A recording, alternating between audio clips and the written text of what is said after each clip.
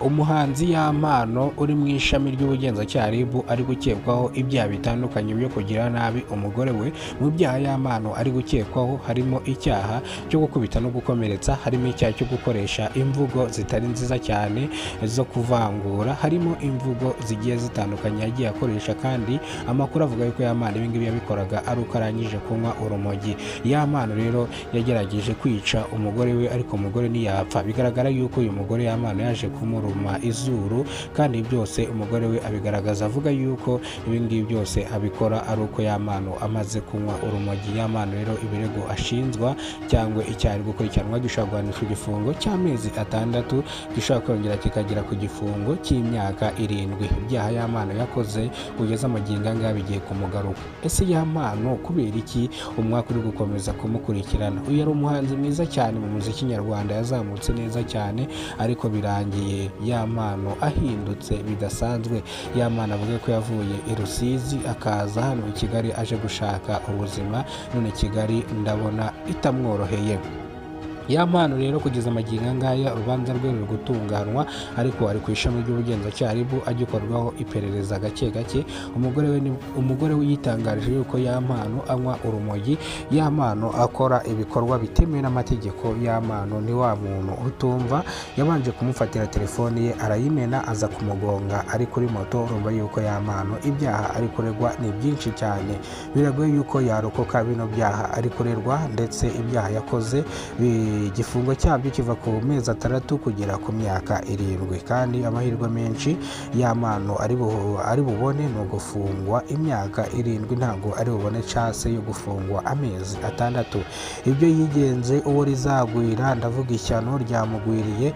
Bivuze ngo abasitari benshi bagiye bamuvugaho, bavuga utuntu n'utundi kuri Yampano, bavuga ati Yampano gutya na gutya. Nje kubahereza ukuri kwa Yampano.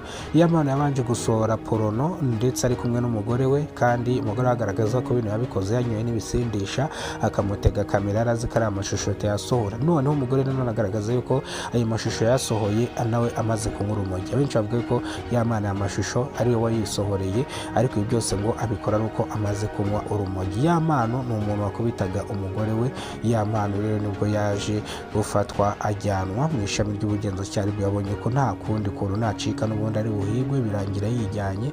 Kugeza amagingo anga rero Yampano ari ku ishami ry'ubugenzacyaha RIB, ari gukorwaho iperereza ryimitswe kugira ngo bamukorere dosiye bamufunge. Ariko umugore we aje akamusabira imbabazi, bivuze ngo Yampano bakongera bakamurekura. Ariko ikibazo umugore yaza gusaba imbabazi, ariko Yampano ntabwo ajya ahinduka, ahora ari wa wundi.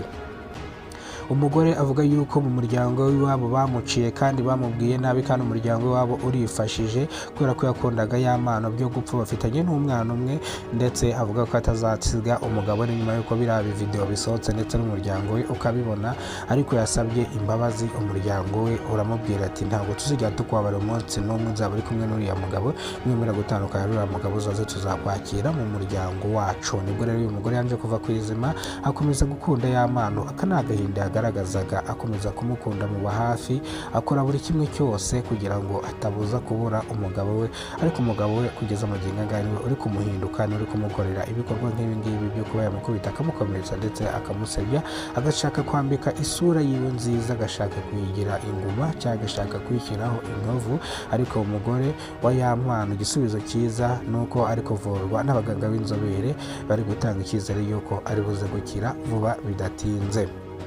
Yampano yemera icyaha, avuga yuko ibi byose yabikoze, ariko icyaha cyo kunywa urumogi cyo ntabwo acyemera. Yemera bino byashinzwa, akanasaba imbabazi, akavuga yuko ibi ngibi atazabyongera naramuka yongeye kubabarirwa agasubizwa muri sosiyete nyarwanda.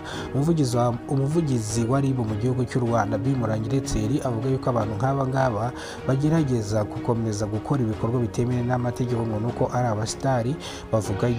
Umuvugizi wa RIB avuga yuko abantu bazajya bafungwa bagatabwa muri yombi, kandi ikindi bagahanwa bikomeye cyane by'intangarugero. Urumva Yampano babanje kumwihanganira nyuma yo gusohora amavideo y'urukozasoni, none ubu ngubu hongeye kwiyongeraho ikindi cyaha cyo gukubita no gukomeretsa no kunywa ibiyobyabwenge. Ibyakurikiranyweho ni byinshi, no gukoresha imvugo z'ivangura. Urumva ko afite ibyaha byinshi arimo araregwa. Amagingo anga rero Imana niyo yonyine ikwiye kumurinda aho ari. Bivuze ngo rero nibamukatira imyaka 7 nzabibabwira, nibamukatira niba mukatira amezi 6 nzayibabwira. Kugeza amagingo rero ntabwo icyaha kiramuhama, aracyari ku ishami ry'ubugenzacyaha ariko yemera icyaha, bivuze ngo rero ntabwo baramukatira. Niba mukatira nzababwira, niba mubabarira nabwo nzababwira. Gusa kumubabarira bizaturuka ku mugore we. Magingo niyo mpamvu dosiye yiwe itaranakorwa ngo ajye gufungwa, ajye Karubanda cyangwa ajye Mageragere. Mo kimwe ahantu ngaho ngo natajya Mageragere azajya Karubanda. Ibi byose bizaterwa n'umugore we namara gukira akaza akamuhamya icyaha. Reka amakuru yacu tuyasubikira hano, amakuru nakagaruka tuzajya dukora byinshi umuntu abimenyereye ku gihe.